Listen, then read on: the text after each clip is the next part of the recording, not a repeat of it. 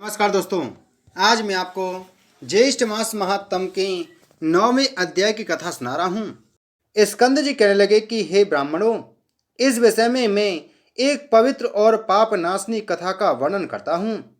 इसके श्रवण मात्र से तुम्हारे सब संशय दूर हो जाएंगे। विंध्य पर्वत के उत्तर भाग में एक कीर्तिमान देवता अतिथि पूजक मेधावी नाम का श्रेष्ठ ब्राह्मण रहता था।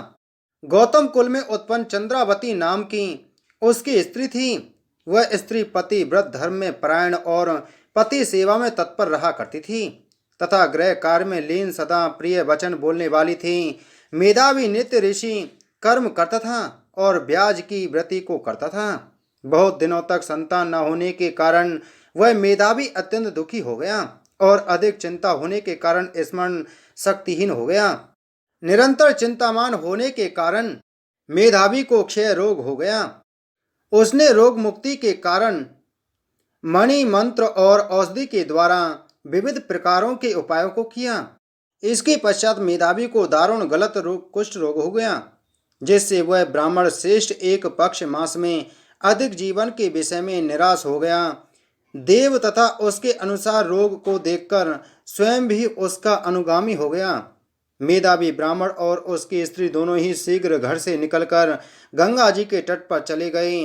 अपने हाथ में गंगा जी के तट पर तुलसी का वन लगाया और मेधावी की स्त्री अपने पति के साथ रहकर बहुत सारा समय व्यतीत कर दिया।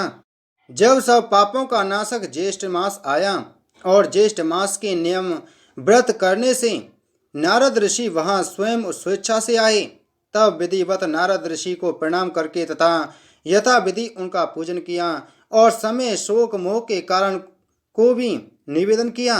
शोक का कारण सुनकर प्रसन्नात्मा नारद जी उसकी स्त्री से अत्यंत हितकर वचन बोले कि हे बाले, पूर्व जन्म में इस ब्राह्मण ने मद से उद्धत होकर ज्येष्ठ मास के महात्म का अपमान किया था। इसी इस पाप से मेधावी पीड़ित हो गया है, इसमें संशय नहीं है। तुम इस पाप दोष के निवारणार्थ आप ज्येष्ठ मास में व्रत करो, जो कि सुख सौभाग्य को देने वाला और गौरी नाम से विख्यात है।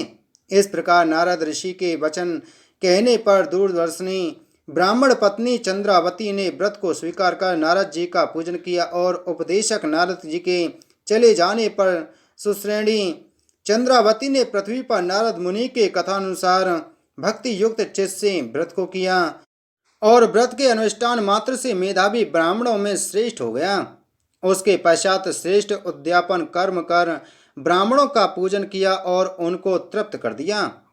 धन और अनेकों गौदान देकर अनेक विधि से पायस आदि बहुत से ब्राह्मणों को भोजन कराया और स्त्री तथा बांधवों सहित व्रत का पारण करके अपने घर आया।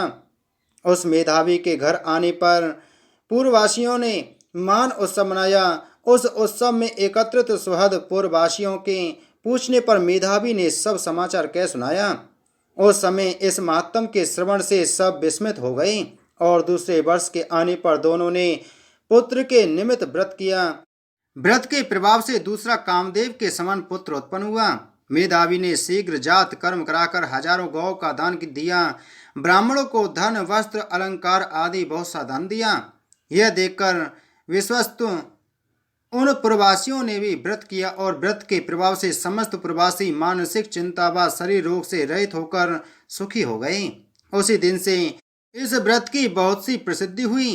प्रथम इस व्रत को समर्थ श्री शिवजी ने पार्वती जी से कहा और मैंने परम श्रेष्ठ व्रत रहस्य को संक्षेप में तुम लोगों से कहा। श्री स्कंद जी के वचनों को सुनकर सब ऋषि प्रसन्न हो गए और स्कंद जी पर पुष्प वृष्टि करने लगे और जीवित रहो यह आशीर्वाद देने लगे। इसी प्रकार गिरजानंद श्री स्कंद जी की सबने पृथक पृथक पूजा की और प्रसन्न होकर वह तपोनिष्ठ परस्पर कहने लगे।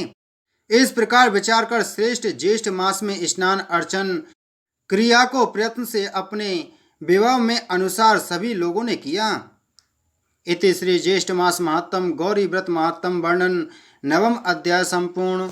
बोलो ज्येष्ठ मास महात्म की जय।